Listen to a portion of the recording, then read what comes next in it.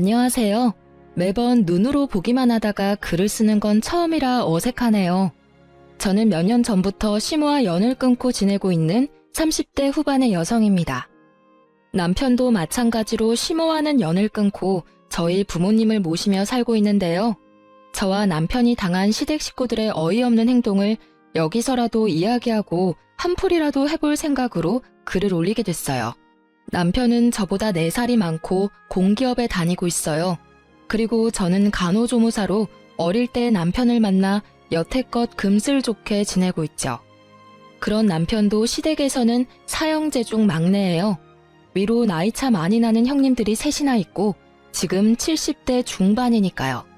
결혼 전에는 남편이 애지중지 오냐오냐 컸다고 생각했는데 막상 시댁에 와보니 정반대였어요.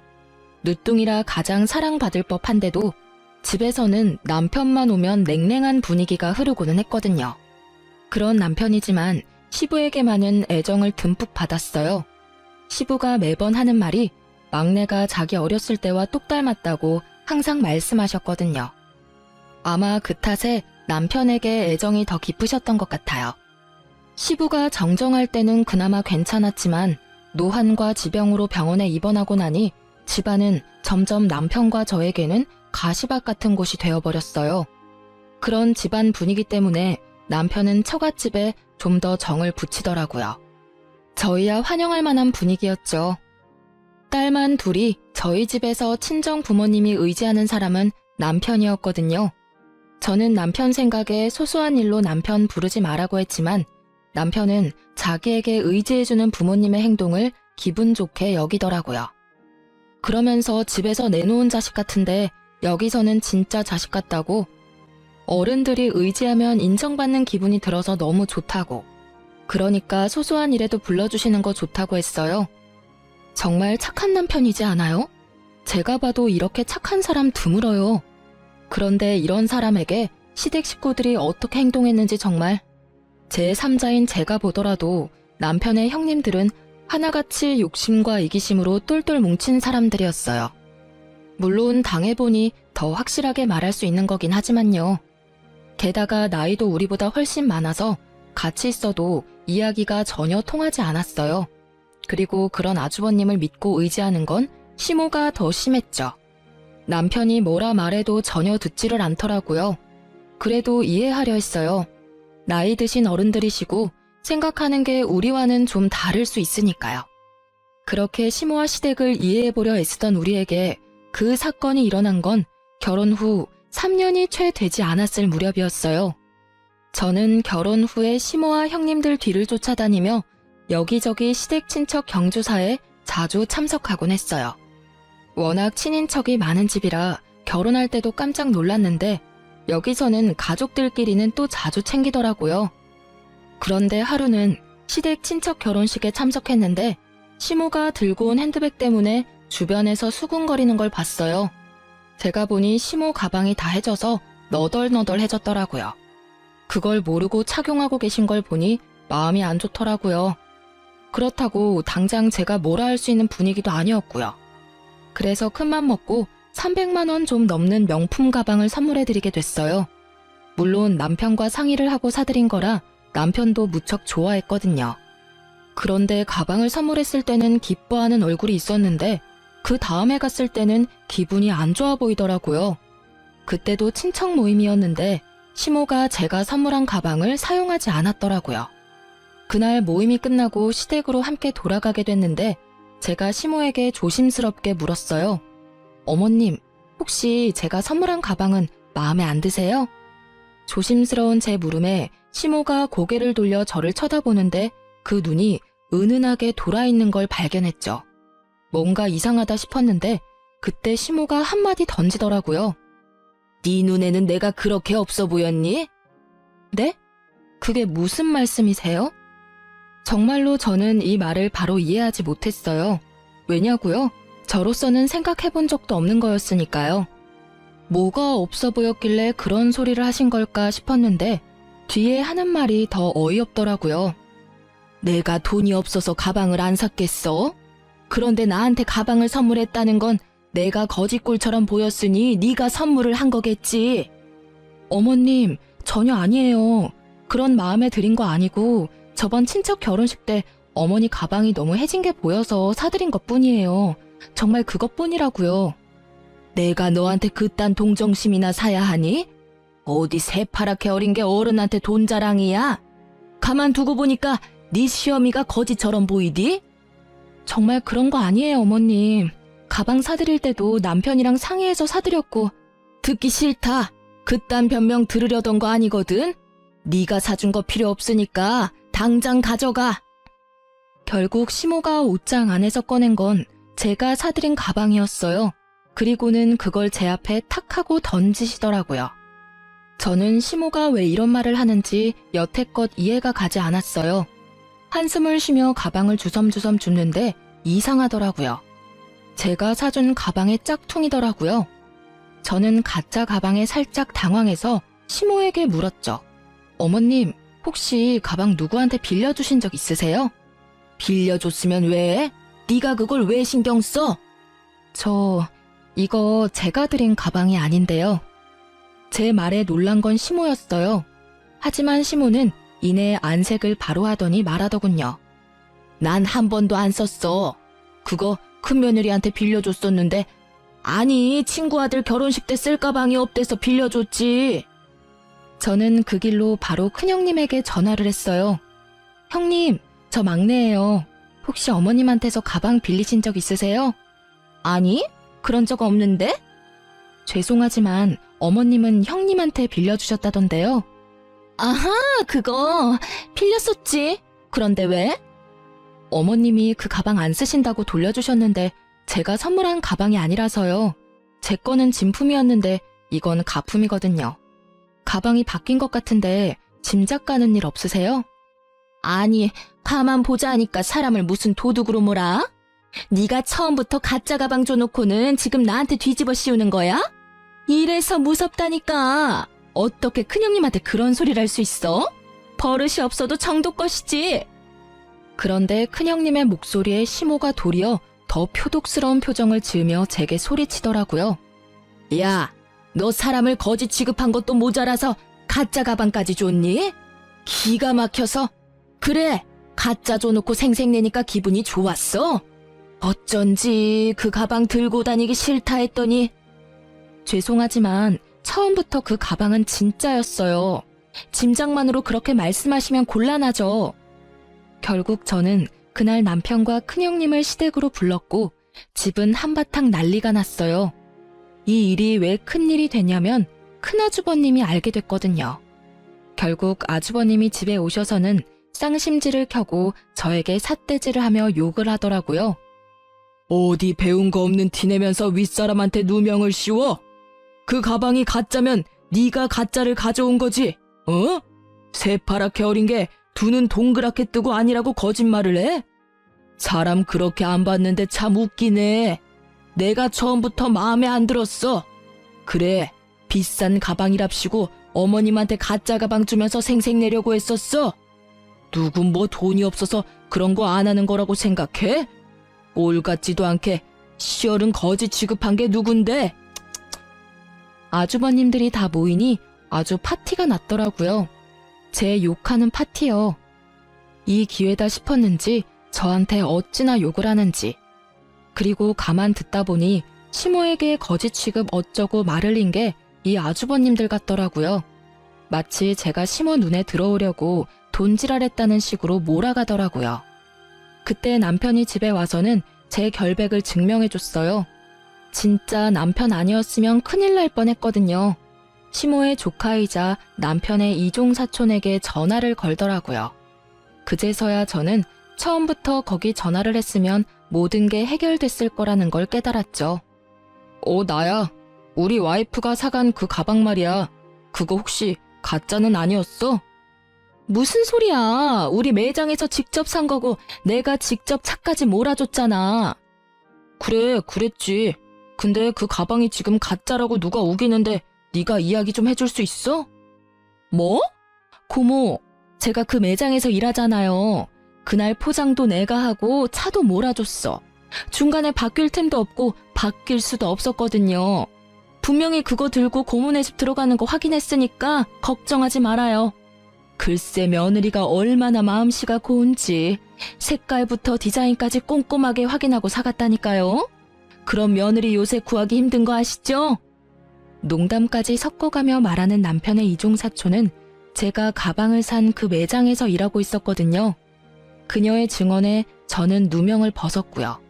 그 말에 형님과 아주버님들은 모두 입을 꾹 다물더라고요.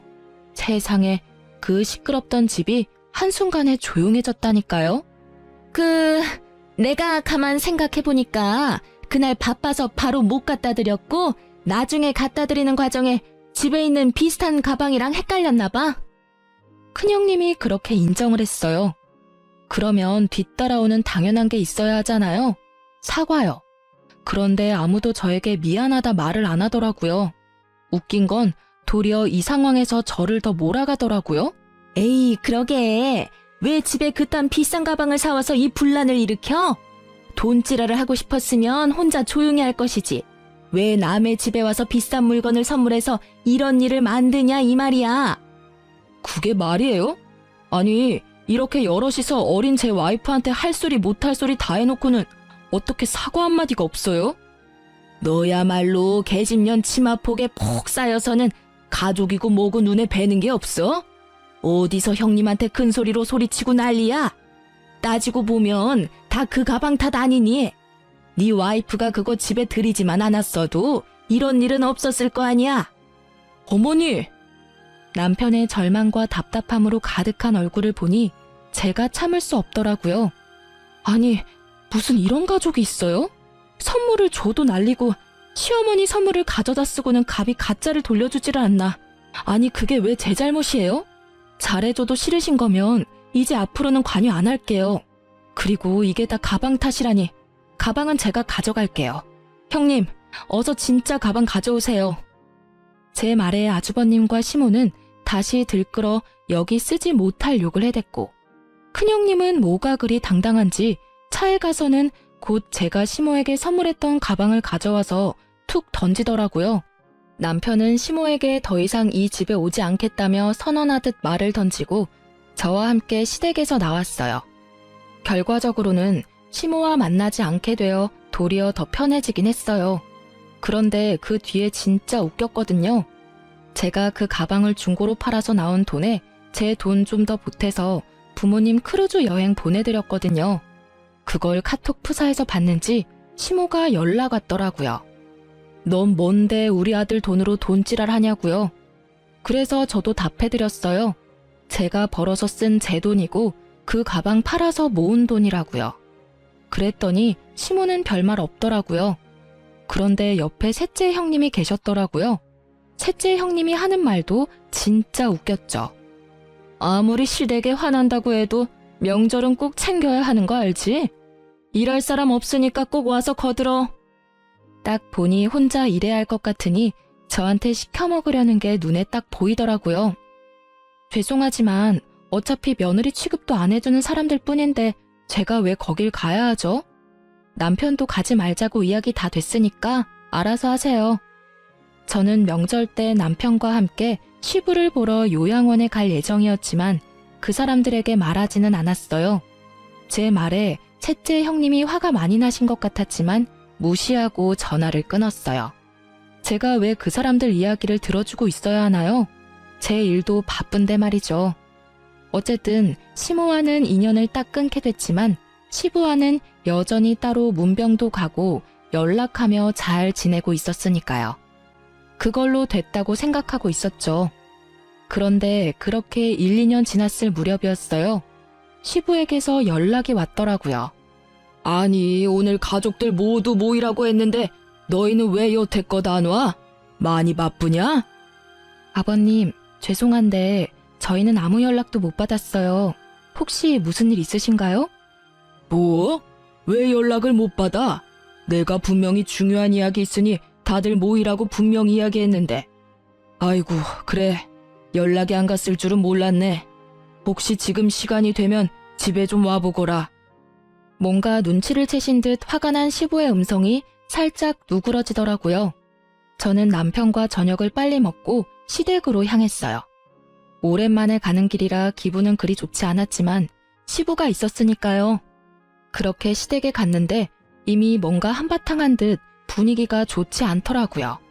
3명의 아주버님과 3명의 형님들, 그리고 시무가 한꺼번에 저희를 무척 짜증나게 쳐다보더라고요. 어차피 오지 않던 시댁이라 별 상관없는 느낌으로 앉아 있었는데 시부가 갑자기 유산에 대해 이야기를 꺼내더라고요.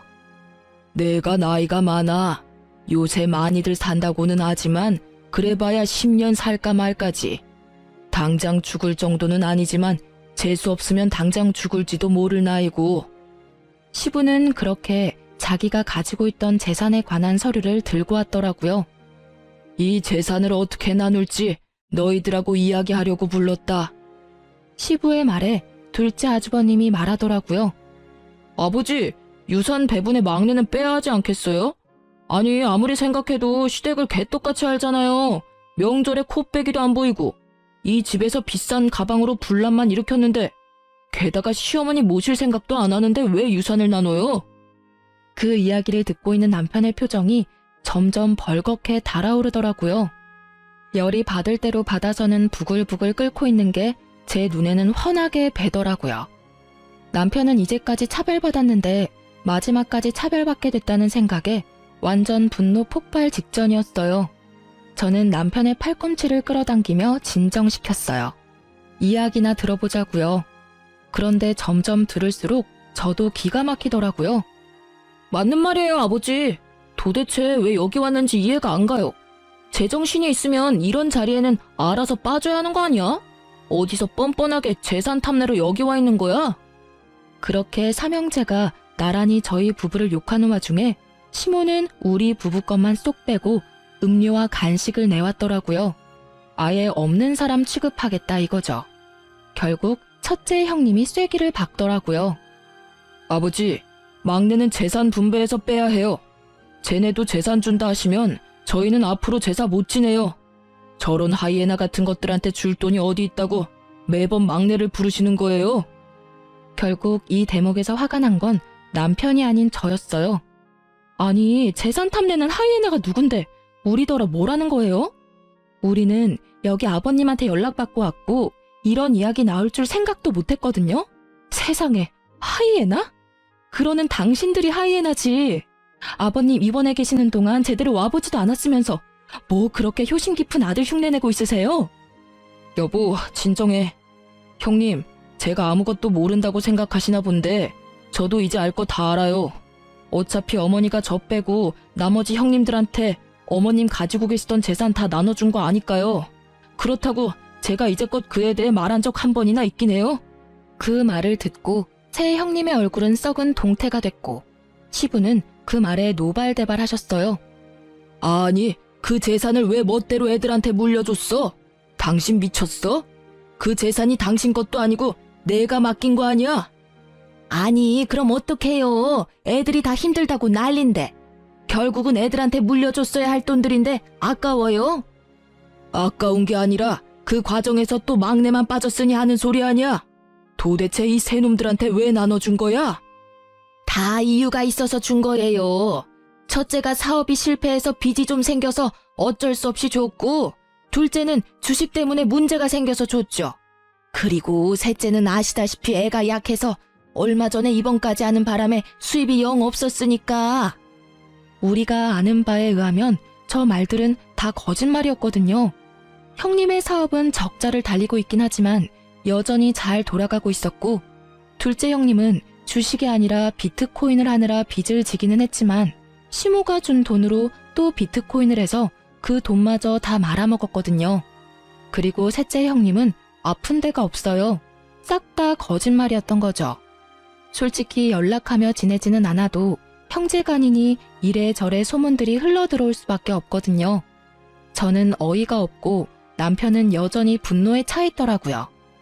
어머니한테 저는 이제 더 이상 자식이 아닌 듯하니 이젠 절대로 어머니와 형님께 관여하지 않겠습니다. 아버지, 죄송해요. 그래도 아버지께는 잘할게요. 저거 봐라. 아버지 재산 탐나서 아부나 떠는 꼴 봐. 네가 그래 봐야 아버지 재산 한 푼이라도 받을 수 있을 것 같아? 우리가 못 받게 할 거야. 마누라랑 수준이 똑같지? 마누라는 명품 가방으로 시어머니 환심이나 사려 하질 않나? 지는 아버지한테 아부나 떨면서 콩고물 떨어지길 기다리질 않나? 조용히 안 해? 이것들이 한 번만 더 형제끼리 싸우면 당장 첫째 너부터 재산 분배해서 빼버릴 거니까! 결국 꽥소리를 지른 시부의 말에 형제들이 조용해졌죠. 시부도 저도 이 분위기를 보고 기가 막힌 표정만 지었어요. 아버지, 그 부분은 아버지가 알아서 하세요. 저희는 더 이상 이 집안에 관여 안 하고 싶어요. 그리고 어머니, 항상 그랬듯이 쭉 저희는 없는 사람이라고 생각하세요. 그렇게 사시는 게 어머니한테도 저한테도 맞는 것 같으니까요. 그래, 그런다고 내가 후회할 줄이나 알았어? 네가 그렇게 해준다니 내가 다 속이 시원하다. 널 아들이라 생각한 적 없으니까. 결국 남편은 시모와의 관계를 끊겠다고 말하고 집에 돌아왔어요. 자식을 저렇게 모질게 대하는 엄마를 처음 봐서 그런지 저는 집에 돌아온 뒤에도 이해가 안 가더라고요. 그런 제 속이 이렇게 답답한데 남편은 어련했겠어요? 그냥 있는 게 제일 좋은 방법 같아서 저희는 더 이상 그 집에 연연하지 않기로 했죠. 그 뒤로 한 1년은 시모에게 연락 한 번 없더라고요. 시부와 만나서도 남편은 가족 이야기는 되도록 안 했고요. 솔직히 저는 무소식이 희소식이라고 연락 없는 걸 다행으로 여겼거든요. 그런데 연락을 끊은 지 1년이 좀 더 지나서 집에 누가 찾아왔더라고요. 보니까 시모와 요양원 직원이라는 사람이 찾아왔더라고요. 시모는 우리 쪽은 쳐다도 보지 않고 여전히 없는 사람 취급이었고요. 시모와 함께 온 사람은 시모의 상황이 힘들게 됐다며 저와 남편에게 먼저 말을 꺼내더라고요. 처음에 전화를 하려고 했는데 시모가 아들 집을 안다며 그 사람을 데리고 우리 집까지 찾아온 거였어요. 사실은 어르신이 손목이 부러져서 저희 병원에 입원을 하셨거든요. 손목은 3개월 좀 더 지나서 괜찮아졌는데 그때는 보호자분들이 퇴원을 원하지 않으셨어요. 저희야 병원비 받고 어르신 잘 모시면 되는 건데 그 병원비가 계속 밀리고 있어서 저희 쪽에 보호자분으로 등록되신 분은 둘째 아드님이신데 연락이 안 돼서 다른 보호자분을 찾아왔어요. 어르신이 막내 아드님이 계신다고 하셔서 병원비랑 보호자 변경에 대해서 상의를 좀... 죄송하지만 저희는 시댁과 연 끊었습니다. 그걸 원하셨던 것도 어머니셨고요. 지금 이렇게 오셔서 하실 말씀은 아니실 텐데 왜 여기 왔는지 궁금하네요. 남편을 아들 취급 안 하겠다 하신 건 어머니셨잖아요. 요양원 직원은 무척이나 간곡한 표현과 말투로 이야기를 했지만 저는 그런 직원의 말을 딱 잘라버렸어요. 그 이야기를 듣던 시모의 얼굴이 점점 분노로 가득해지더니 버럭 소리치더라고요. 너랑 이야기할 거 없다. 나는 아들이랑 이야기해야겠어. 들어봐라 얘. 둘째가 보호자로 되어 있는데 그놈이 연락을 안 받아. 첫째 놈은 내가 전화하니 모르는 사람 취급이고 자기는 내 자식이 아니니 다시는 연락하지 말라고. 셋째는 자기가 의료급여 수급자라며 자기 같은 처지에 노인 하나 더 맡으면 자기가 죽는다며 앓는 소리를 하지 뭐냐. 이 썩을 것들이 아주 지 어미를 호구로 봐. 울분에 가득 찬 시모의 목소리가 분노에 가득 차 있었어요. 그런 와중에도 남편은 지극히 평온한 모습이었고 저는 기가 안 차서 한숨만 푹푹 내쉬었죠. 그것뿐이면 내가 말을 안 해. 내가 가지고 있던 집, 내 명의의 집까지 홀라당 팔아먹었어. 입원하고 한 달도 안 돼서 다 팔아먹었더라. 이 되먹지도 못한 것들이 나 입원시킬 때 이미 잔머리 굴려서 생각해둔 게 틀림없어. 막내야, 너희 형들이 이 모양 이 꼴이니 내가 마지막 남은 내 아들 찾아온 게 당연하지 않겠니? 응? 결국 평온한 남편 대신 제가 화를 내고야 말았어요. 이제 와서 내 아들 운운하는 모습이 너무 뻔뻔하잖아요. 아니 어머님, 사고는 형님들이 다 치고 갔는데 왜 우리한테 와서 하소연하세요? 아주버님들이 연락이 안 되면 형님들께 연락해보시던가요. 그때 어머님이 이 사람 없는 사람 취급하셨을 때 이미 저희들과의 인연은 끊겼다고요. 좋다고 꺼지라고 한 게 어머님이셨거든요. 그런데 왜 저희가 형님들이 싼 똥을 치워야 하냐고요. 너, 또 네가 문제야.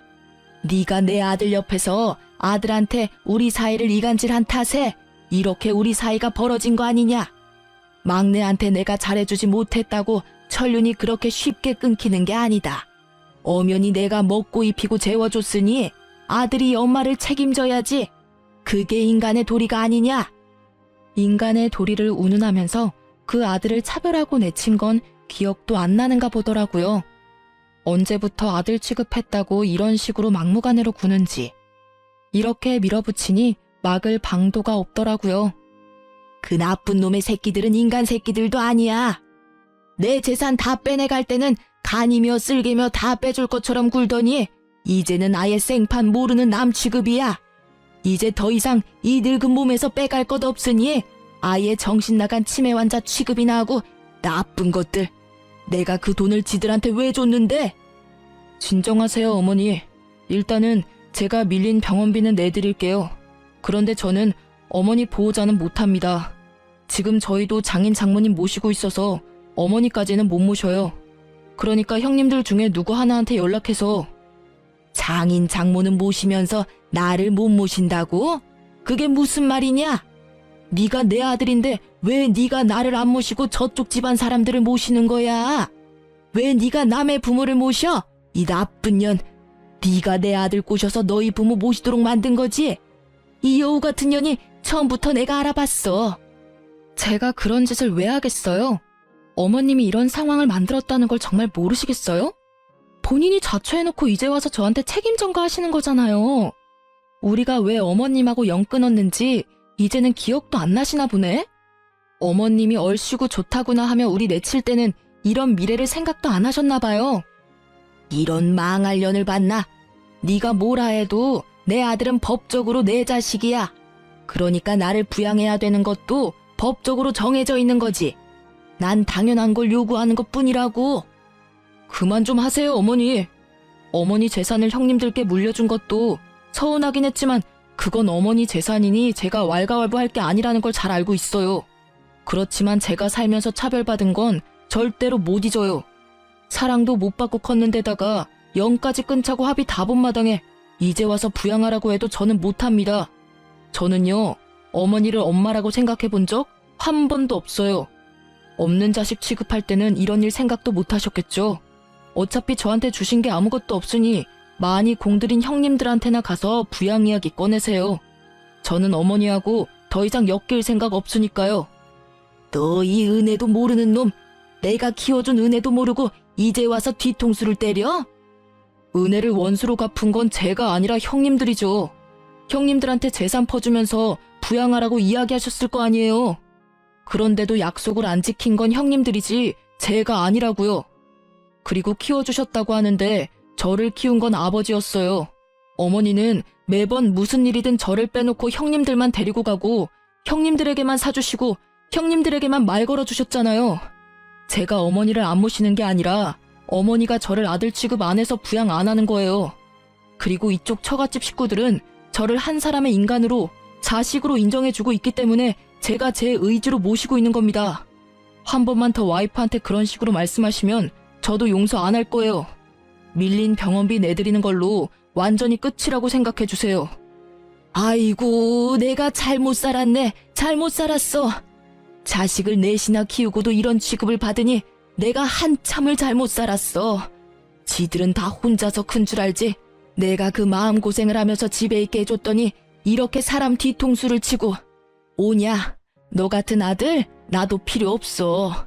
내가 여기로 오겠다고 생각한 자체가 미친 짓이었지. 그래, 너 혼자서 아주 잘 살아봐라.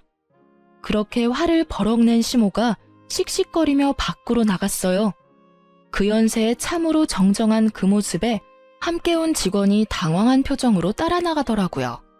결국 남편은 직원에게 밀린 병원비는 대신 내주겠다며 계좌와 금액을 받았어요. 대신 앞으로 이쪽으로 찾아오지 말라고 신신당부했어요. 둘째 형님에게 연락해 놓을 테니 그쪽으로 연락하라고 말이죠. 남편은 밖에서 기다리던 시모에게 자기가 마지막으로 해드릴 수 있는 거니 앞으로도 지금처럼 연락 말고 지내자고 당부를 했어요. 그리고 시모가 보는 앞에서 둘째 형님께 전화해서 말하더라고요. 어머니 밀린 병원비 내가 냈는데 앞으로 나는 시모 신경 안 쓸 거다.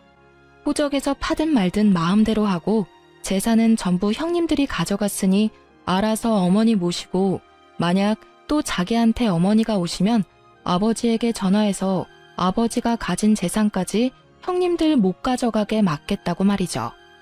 그랬더니 형님들이 난리가 나서 네가 무슨 권리로 그러냐며 난리치더라고요. 남편이 다 무시하고 전화를 끊자 시모에게 바로 둘째 형님이 전화가 왔더라고요. 왜 거기가 있냐고, 요양원에 있으면 자기들이 다 알아서 하는데 왜 일을 이렇게 만드냐며 시모를 아예 쪼아버리더라고요. 그런데 시모도 가만히 있지는 않더라고요. 너희가 다 연락을 씹으니 자기가 여기까지 와서 이 수모를 당한다며 네가 어떻게 그럴 수 있냐며 눈물 한 바가지 흘려주시고요. 저는 시모의 모습을 보면서 자기 무덤 자기가 판다는 속담이 머릿속에서 떠나질 않더라고요. 그러게 처음부터 남편에게 잘해줬으면 이 착한 남자가 효도하면서 어머니 모시고 잘 살았을 텐데 말이죠. 이제 와서 아들이라며 되돌리려 해도 이미 상처받고 틀어진 관계가 회복되기는 어렵잖아요. 결국 그 뒤로 또 시모와의 연락은 끊겼어요. 다행히 병원비도 잘 내는지 어쩌는지 저희한테도 연락이 없고요. 시부와는 자주 왕래하는 저희가 뜻밖의 사실을 접한 건 어머님 일로부터 한 달쯤 지나서였어요. 그때도 아버님이 그 사실을 알았던 건지 저와 남편을 부르더라고요. 시부는 시모에게 재산을 하나도 받지 못한 남편에게 자신이 가지고 있던 아파트를 하나 남겨주셨어요. 아버님이 직접 아파트 명의를 저희 앞으로 변경해 주셨죠. 그러면서 시부가 말씀하시더라고요. 너희 엄마 너무 미워하지 마라. 다 내 탓이야. 내가 밖에서 자식을 낳아오는 바람에 네 엄마가 비뚤어진 거니 내 탓이지. 아들이 셋이나 있으니 너한테 그리 큰 의미를 두지 않을 거라고 생각했다. 그런데 이렇게 미워할 줄은 몰랐어. 갓난쟁이 때부터 기르면 기른 정이라도 생길 줄 알았는데 그게 아니었나 보다. 내 무덤까지 갖고 가려다가 그냥 가면 네가 평생 엄마에게 사랑받지 못한 사람이라는 생각을 안고 있을까봐 내 말하는 거야. 그러니 너무 미워하지 마라. 그제야 모든 게 이해가 가더라고요. 남편이 이복자식이었는데다가 바람을 피운 시부와 똑같이 생겼으니 시모가 더 싫어했던 거예요. 남편은 그제서야 마음이 좀 편해졌더라고요. 그런데 제 생각과는 다르게 자기가 미움을 받는 이유를 알게 돼서 마음이 편해진 게 아니라 시모와 진짜로 피가 통하는 사이가 아니라는 걸 알게 돼서 개운해진 거라고 하더라고요. 딴에는 천륜이니 그런 걸 엄청 신경 쓰고 있었던 모양이에요. 그렇게 저희의 마음이 안정을 찾아갈 무렵 저희는 생각지도 못한 곳에서 시모와 재회하게 됐어요. 바로 남편의 사촌네 결혼식에서요. 저희는 결혼식에 간 건 아니었어요. 사실은 친정 부모님 모시고 웨딩홀 근처에 식사하러 나온 김에 호텔 근처 야외 커피숍에서 커피 좀 마시고 있었는데요. 하필 호텔에서 우연찮게 고모님을 만나게 됐거든요. 그때 고모님과 함께 있던 게 시모였어요. 시모는 아무도 신경 써주지 않은 티가 나는 그런 모습으로 결혼식에 와 있더라고요. 고모는 남편에게 무척 잘해주셔서 남편에게 이왕 만난 거 식장이라도 왔다 가라고 권유했고 남편은 식사는 안 하더라도 축의금은 주고 오자며 홀 안으로 들어갔죠. 솔직히 그때 친정 부모님이 같이 계셔서 남편도 약간 당황한 것 같더라고요. 저희가 시모와 연을 끊었다고 고모님 같은 다른 친척분들과 연을 끊은 건 아니잖아요. 그래서 친정 부모님에게 먼저 양해를 구하고 같이 웨딩홀로 향했죠. 그리고 그 안에 있던 시모와 맞닥뜨린 거예요. 안녕하세요. 잘 지내셨죠? 형님들이 잘 모시고 있으신가 봐요. 시모는 저의 인사에도 제 말을 무시하고는 쳐다보지도 않더라고요. 뭐 당연히 그렇게 나오겠다 싶어서 저도 더 이상 신경 안 썼어요. 돈만 내고 가면 다시 안 볼 사람이잖아요. 그런데 그때 고모님이 말하더라고요. 어휴, 너희 형님들이 어머니를 잘 모시겠어? 언니 지금 우리 집에 와 있어. 오빠가 부탁해서 우리 집에서 같이 있는데 이 망할 놈의 자식들이 아주 연락도 없고 이번에 결혼식장 온다던데 내 한마디 해주려고. 저는 솔직히 형님들과 아주버님들을 마주치고 싶지 않아서 남편이 빨리 오기만을 기다리고 있었는데 결국은 아주버님과 형님들이 먼저 저와 마주치게 됐어요.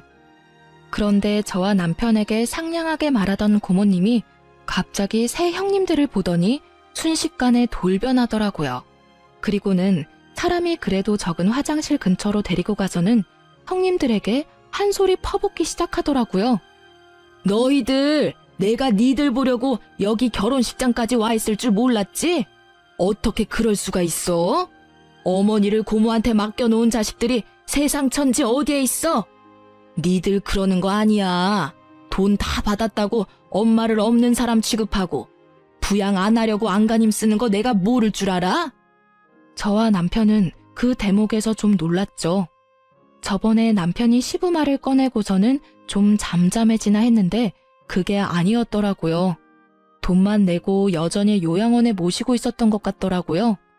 면회도 안 가고 사람을 계속 그렇게 가둬놓으니 결국 시모가 시부에게 연락을 했고 시부는 고모에게 연락해서 시모를 좀 봐주라고 한 것 같았어요. 참으로 대단한 형제들이다 싶었어요. 이렇게 고모의 한마디에 형님들과 아주머님들은 모두 시모를 외면하며 모르는 일인 척하고 있더라고요. 그러면서 하는 말이 더 웃겼어요. 아니, 고모는 외부인이면서 남의 집안사에 왜 그리 간섭이에요? 엄마 모시고 있다고 그거 하나로 우리한테 이러시는 거면 크게 곤란하죠. 저희도 요양원에서 어머니 잘 모시고 있었는데 그걸 강제로 빼온 게 고모잖아요. 내가 빼왔어? 니들이 병원비 또 밀리는 바람에 내가 돈 내주고 내가 데려온 거지. 너희들 아버지가 나한테 부탁을 하더라. 너희 엄마가 너희들한테 얼마나 잘해줬는지 몰라서 이런 식으로 굴어? 그래서 어떻게 할 거니? 엄마 모실 거야 말 거야? 내가 모시면 나는 너희한테서 돈 다 받아낼 거니까 알아서 하고 요양원에 맡길 거면 돈이라도 똑바로 내던가. 저희가 알아서 할 테니까 저희한테 넘기세요. 그러게 뭐하러 어머니 데려가셔서 사서 고생하시는 거예요? 그 말에 터진 건 고모님이 아니라 시모였어요. 야, 이 나쁜 놈아! 너 내가 너를 그렇게 키웠어? 어떻게 형제 셋이 나란히 나를 물먹일 수가 있어? 너희들 내가 연락할 때마다 바쁘다고 하면서 다른 형제들한테 전화하라며 미뤘지?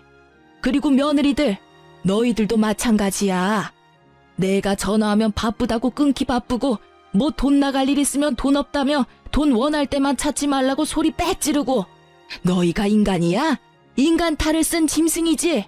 그래, 나한테서 돈 될 만한 거 다 가져가고 나니 이제 이 늙은이는 바람 빠진 풍선같이 쓸모가 없지? 이럴 줄 알았으면 내가 너희들한테 잘해줄 일이 아니었어.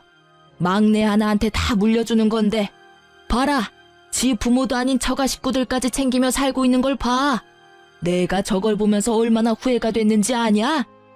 나한테 잘하겠다고 입으로만 백날 이야기하는 너네들이 아니라 행동으로 모든 걸 보여주는 막내한테 투자했어야 했어, 이 망할 놈들아. 결국은 시모의 분노가 터져버렸고 아주버님들은 또 그들대로 골이 날 대로 났더라고요. 아니, 그렇게 좋으시면 막내한테 가세요. 가시면 될 거 왜 우리한테 와서 들러붙으려고 하시냐고요. 좋은 자식 있으면 좋은 자식한테 가면 되시지. 아, 저번에 연 끊으시면서 절대로 안 본다고 하신 게 마음에 걸리세요? 그리고 막내도 생각이 있으면 어머니 받아주겠어요? 저희랑 다 같이 대놓고 차별하고 없는 사람 취급하셔놓고는. 너희들이 아니었으면 내가 그렇게 하지도 않았겠지. 그리고 너희들은 내가 가지고 있는 게 없다고 생각하나 본데 내가 가지고 있는 하나가 아직 있어. 그거는 너희한테 절대로 안 주기로 했다. 벌써 수령인까지 싹 다 바꿨거든. 내 사망보험금. 시모의 입에서 사망보험금이라는 단어가 나오자 형님들과 아주머님들의 눈빛이 정말 순식간에 바뀌더라고요. 그러면서 갑자기 형님들이 어머니에게로 달려가서는 이산가족 상봉한 것처럼 어머니, 어머니, 우리랑 같이 가세요 하며 곡소리를 내는데 이건 뭐 거의 꽁트였죠. 남의 결혼식에서 이렇게 웃긴 연극 찍는 것도 참 어찌 보면 대단한 재능이잖아요. 보통 뻔뻔해서는 이런 일을 할 수 없으니까요. 정말 그 꼴을 보는데 기도 안 차더라고요. 그런 가족들을 한심한 표정으로 지켜보던 고모가 한 말씀 던지셨어요.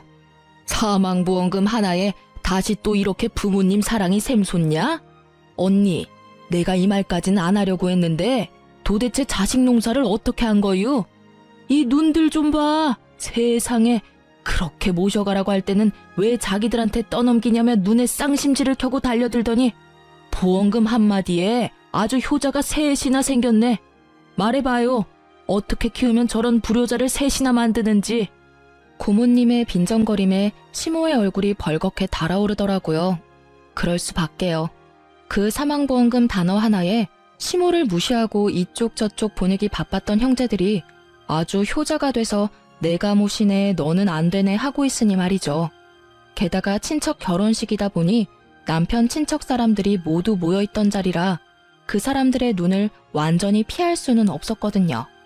그 친척들이 혀를 차며 시모와 새 아주버님께 한 말씀씩 던지더라고요.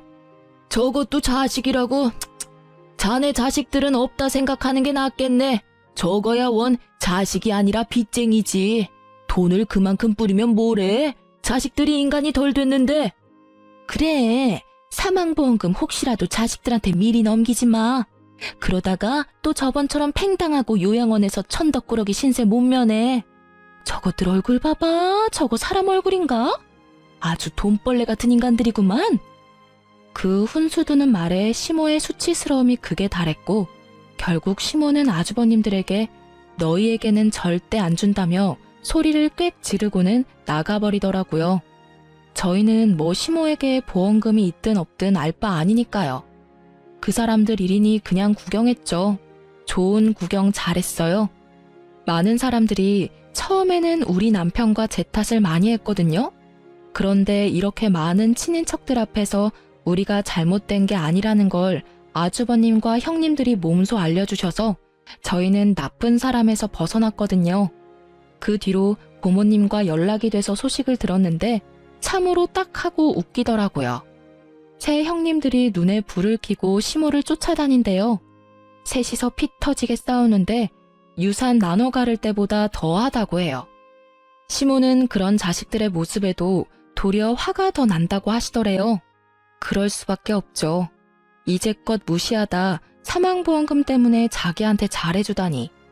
물론 보험금 받을 때는 시모가 죽고 난 다음이지만 그 전에 수급자 변경하면 또 버림받을까봐 전전긍긍 하고 있는 게 뻔하잖아요. 그런데 고모가 몰래 알려주시기를 시모에게는 사망보험금이 없대요.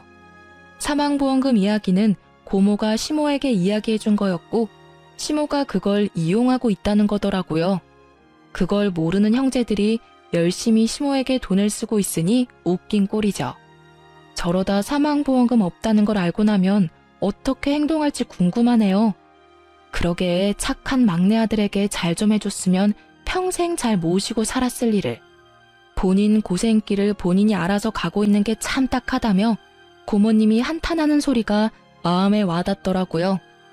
저희 부부는 그런 싸움들에서 벗어나 친정 부모님들과 함께 여행도 다니며 진짜 가족다운 즐거움을 느끼고 살고 있어요. 시모와 아주버님들을 만나지 않으니 세상이 평화로워요. 남편은 결혼식에서 시모와 형님의 모습을 보고 하나도 변하지 않은 그들의 태도에 마음을 많이 놓았다고 해요. 그리고 저도 솔직히 그분들 덕택에 남편이 우리 부모님에게 많이 의지하고 또 의지되어줘서 고마운 상황이고요. 좋은 자식 내치고 하나같이 욕심 많고 이기심으로 똘똘 뭉친 자식들만 남긴 시모가 참으로 딱하지만 한편으로는 그런 행동이 저희 집에는 도움이 되어 다행이라는 생각도 듭니다. 제 사연이 생각보다 길었네요. 쓰다 보니 쌓인 것들을 풀어내느라 말이 길어진 것 같아요. 긴 글 읽어주셔서 고맙습니다.